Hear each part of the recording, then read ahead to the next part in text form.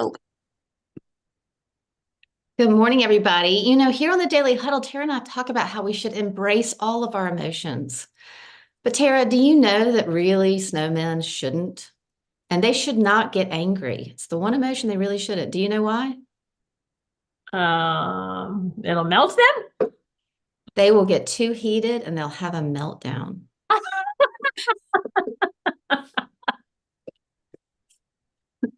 Oh Don't my. be a snowman. Embrace your emotions. I've had a social justice reaction to snowmen this holiday season. Why are they all men? Where are the snow women? That's a good point. I never even thought of that. No, they clearly have no gender. Women are just too cold. Oh, It's freezing out there. Like I'm always Oh, good morning. Thank you for laughing with me this morning. Welcome to the Daily Huddle on Wednesdays, where Tara and I talk about all things related to communication and relationships. And to get us started, I want to ask, I love seeing your face, Stan. I would love for you to answer, how are you and who are you going to hug today? I am blessed, and I'm going to hug my mommy today because I'm going to go see her and take her a gift. Oh, I love that. Thank Yeah. you, Stan. Blessed. That's beautiful. And Chase, I want to go to you next. I would love to hear, where are you and what you're grateful for today? I am right here in the present moment, fully in the present moment.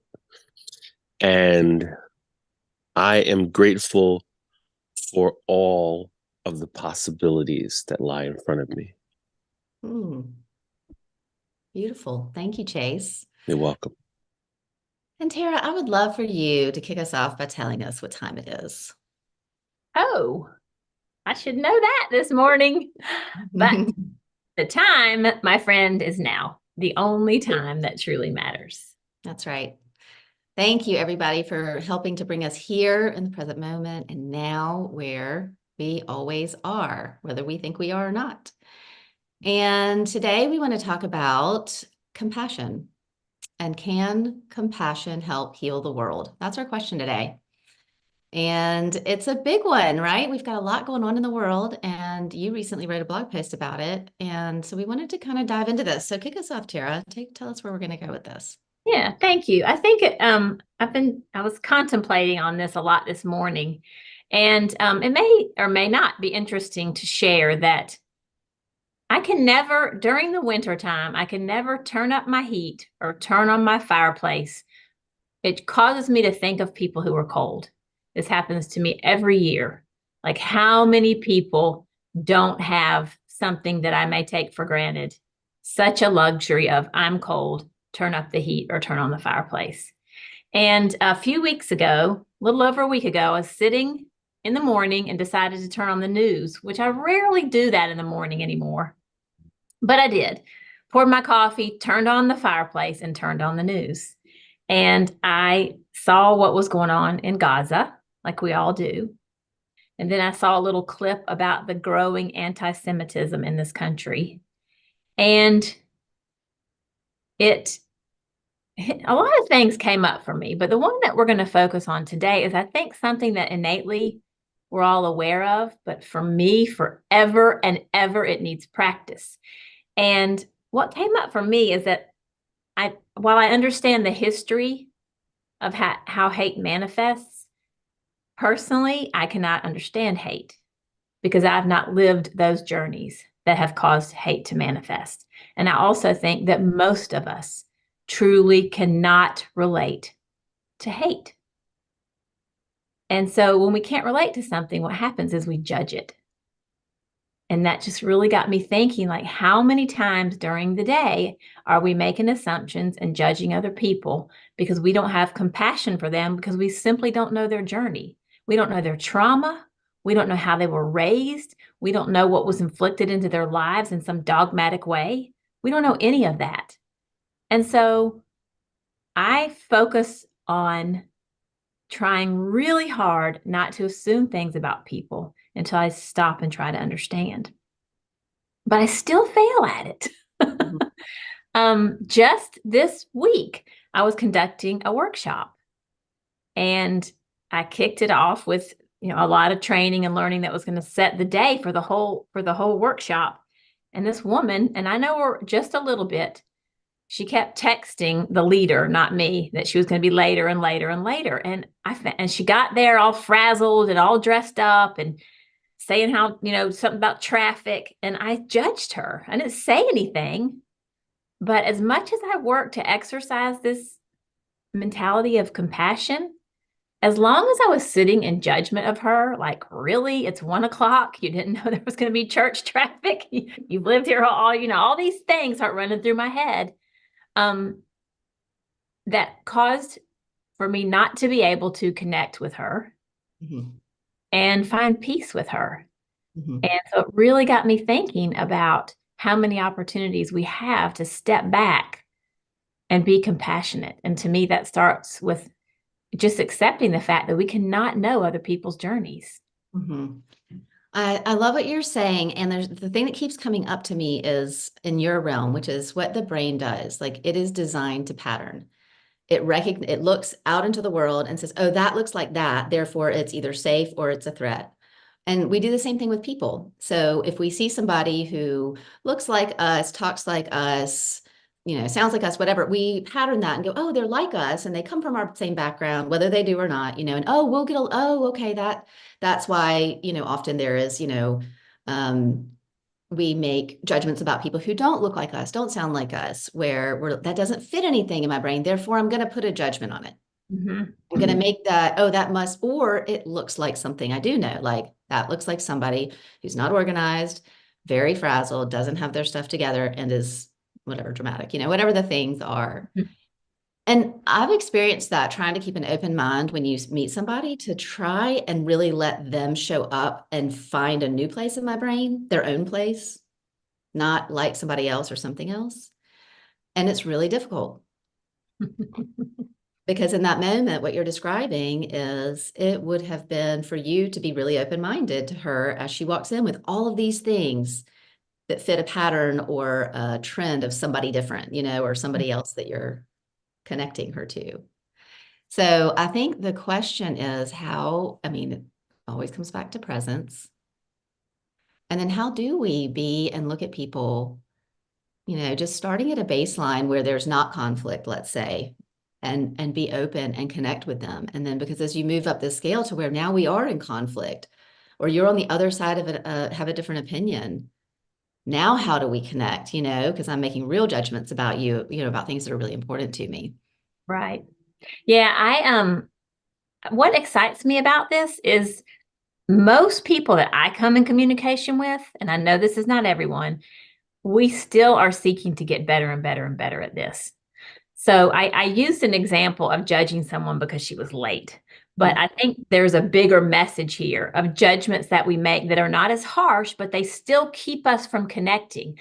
Like people of other races, other religions, especially during the holidays. I mean, it's easier to avoid someone because you're not comfortable with how they might celebrate. People from other socioeconomic backgrounds, people who are neurodiverse, which, has been a world that's exploded in my life and is certainly present in yours. All those differences, if we're really honest with ourselves, I think that maybe it's not judging in negativity, but it's telling ourselves that we can't have a deep, authentic connection to those folks because of our differences. Yeah. And I think that's it, right? Because a lot of times we'll try and find that common ground where we do either agree or we are the same, we have something in common. And sometimes, because I'm thinking about your blog post in Gaza and the conflict in the Middle East, and it's like, what if you can't? Can we celebrate our differences? Meaning you are different and I don't see our commonalities. And I'm okay with that. And I can still hold you in the same high regard that I would hold somebody who have something with a lot in common with. Absolutely. And that's where I think, our life can just become so much more textured, is to look to celebrate those differences. not try to convince someone to be more like we are, but simply like,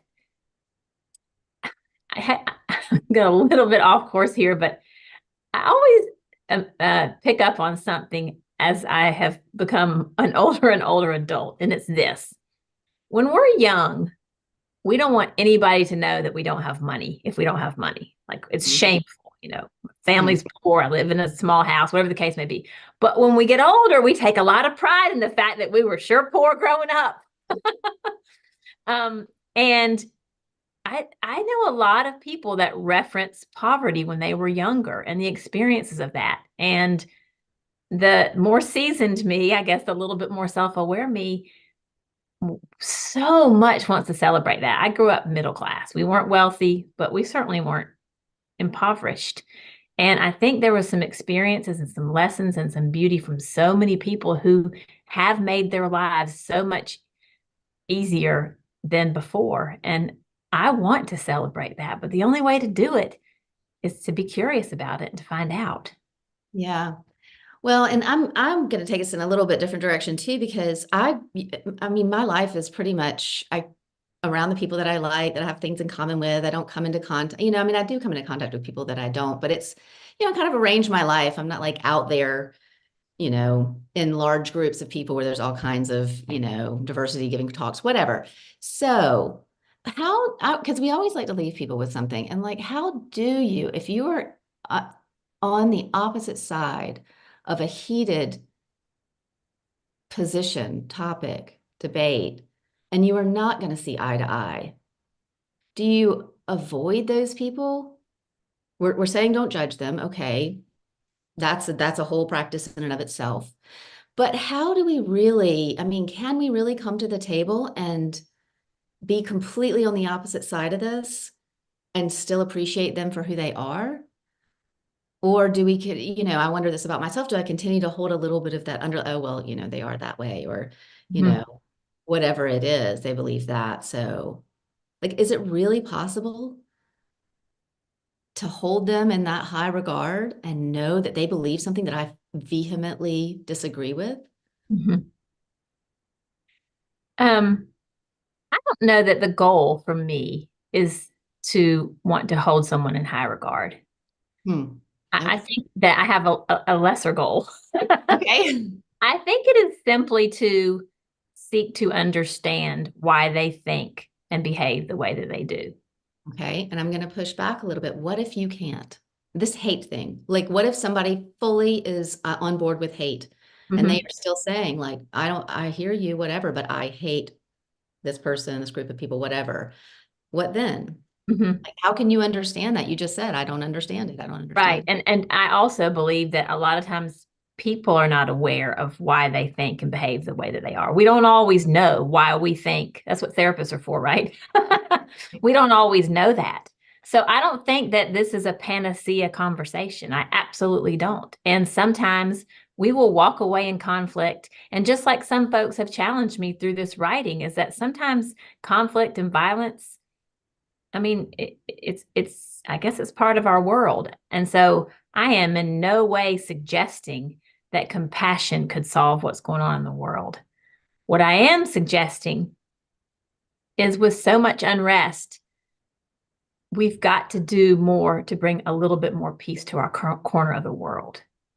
That just means open our hearts just a little bit more, asking ourselves, when we do judge that someone wouldn't be our friend, they're too old, they're too wealthy, they're not educated enough, they're disorganized, they're self-centered, those types of judgments, if we could all just make incremental efforts to ask ourselves, where am I making these judgments and disallowing someone to maybe be my friend? Language barriers. It's limitless. That I can get on board with. And I guess as I'm saying it, it is sort of a range or a spectrum, meaning if I walk away and I'm like, I do not agree with that, I just can't, I don't, then I go to the place of, and they are human. They are a human and they have every right to this life and to their opinions. We're just literally going to have to walk our separate ways because I can't see eye to eye on that. So I guess you're right. It is a spectrum of how close can we be? But that's compassionate in and of itself. I don't understand that. Mhm. And you're human and you deserve all the same rights that I have.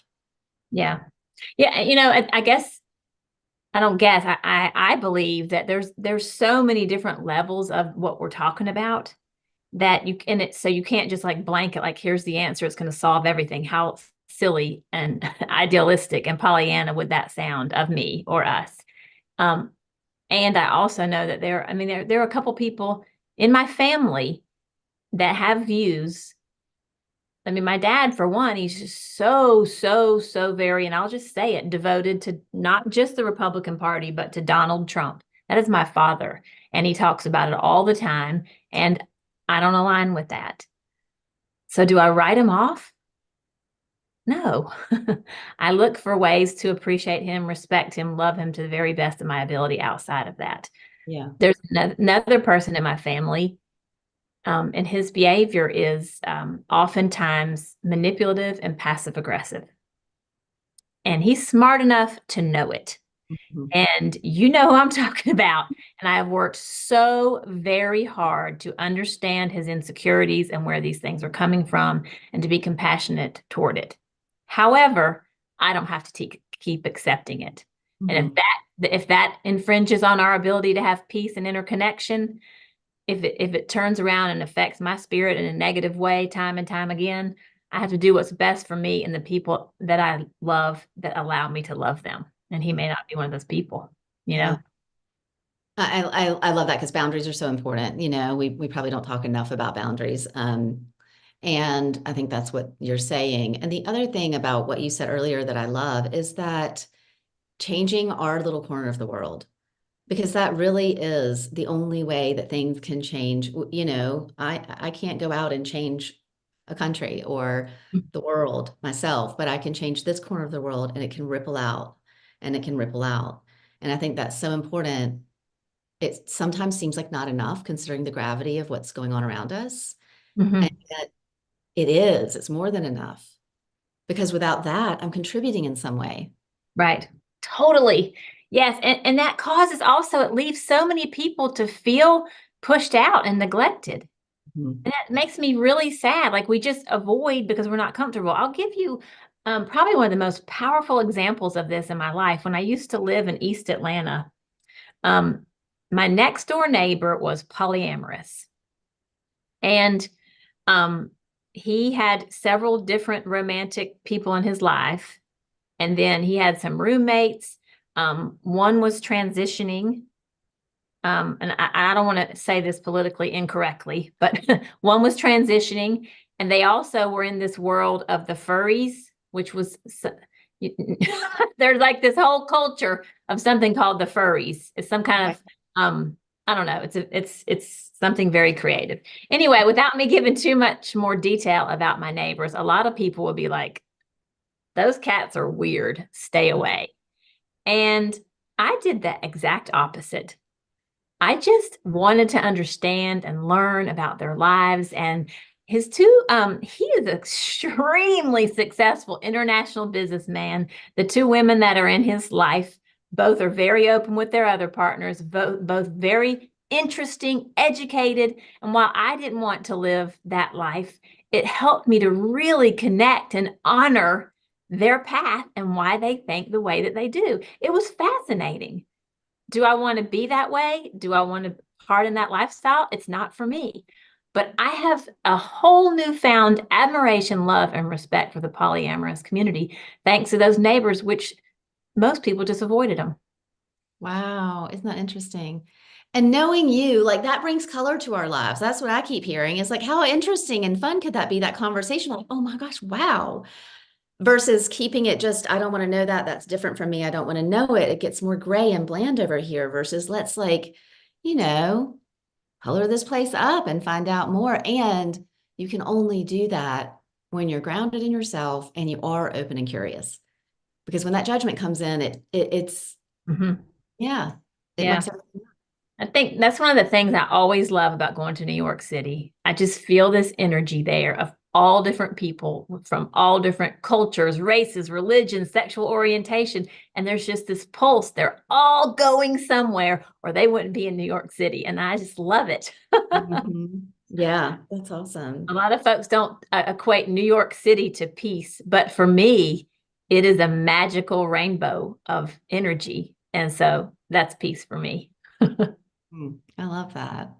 Well, this is great because I love that there isn't one answer. I like for me the spectrum idea of like how do I be open?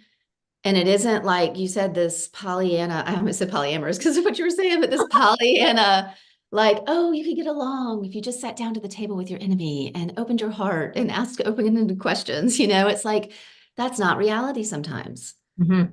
I'm from that place and let's change our little corner of the world. And how can we do that? Yeah, thank you, Kathryn. I think you just really kind of pulled this out of the conversation to really clarify that I think what we're saying is to look for opportunities to elevate peace through connection. We can't have peace and connection with every person we come in contact with. Yeah. And that compassion will help heal the world. I Yeah. believe that. Absolutely. And I'm so curious what's coming up. Did I cut you off? Was there more you were about to say? No. You just put it all into perfect words. So thank you. Yeah. And I am curious what's coming up for others, because this has been eye-opening for me. I honestly, we didn't talk a lot about this, and so I didn't see where this would end up going. I'm curious, what are some questions out there? It looks like Tom has his hand up. Tom. Hello, Kathryn. Hello, Tara. Hello. Um, listening to you talk, especially back to the Middle East, I fully agree with what you're saying. It starts with internally having curiosity and grounding yourself. I think the Middle East situation, that's a good example of, getting really focused on the how you can hear someone or how you can actually have dialogue. Because, when the intensity of the situation or the intensity of someone else's feelings is so high, then it's next to impossible to have that kind of learning through exchange. And then it just becomes a question of stepping back and looking for other ways where you can learn and interact. So Kathryn, and you said something just a moment ago about and I think you even used the words, looking for opportunities for how you can interact. And Tara, I know you gave another range of other examples of next door neighbors or even your dad, but so much of this is, to me, coming back to it's the how, and depending on the situation or depending on the person. So I appreciate that insight you've provided. Mm. Thanks, Tom. Yes, it is. And what came up for me when you were speaking that we didn't talk about is compassion for ourselves. Compassion for ourselves when we get it wrong. Because beating ourselves up, if we get it wrong, like you said, Tara, you started that way, then that does nothing for this corner of the world. My son said something the other day. I think I mentioned this on one of the calls. I asked him if he wanted a jacket. He said no. I said, it's freezing out. Why not? He said, it's my punishment for losing my other one. And I said, oh my gosh, where did you learn that? And I do get curious. Does he learn that from me being hard on myself? But where did he learn to punish himself for something like that? I've never punished him for losing a jacket. He actually doesn't lose very much at all. So it's like we have to be compassionate with ourselves because the people around us are watching. And we need to be examples of that too. So thank you, Tom, for bringing that up about the how. And I think that's a lot of the how. I'm kind of curious, Tom, how since it is a given that we can't understand the kind of hate that's causing these wars and all this violence across our country. How do you find peace with just knowing it's there? Because you're closely tied to it in some ways. So I'm sorry, I think your question is, how do I find peace with a situation like that? Mm-hmm. Is that what you're asking? Yes. Well, it's a great question because like anybody in the military, especially if you've been in for a number of years, I've been in parts of the world where, you're interacting with people who they have extreme views. They're very hardened, and and they may be extremely violent. but there's always that need to try to understand, like, what are the circumstances here? How did we get to this point? And even if, if you want to use a word like enemy, uh, you still should strive to understand, like what is going on here? Because if you're mindful enough, you'll have opportunities to learn more, diffuse situations. You may still have to do something that's, you know, much more directly confrontational, but you should always seek to learn. And I think that the U.S. military, we've gotten better at that the last couple of decades. For a while there, I'll just make a broad statement that you can go back 10, 20 years ago, and we really didn't start with that educational focus. Like, we're literally just going into an area and like, hey, we're the US and here's what we have to do, and we're going to do it quick, move on.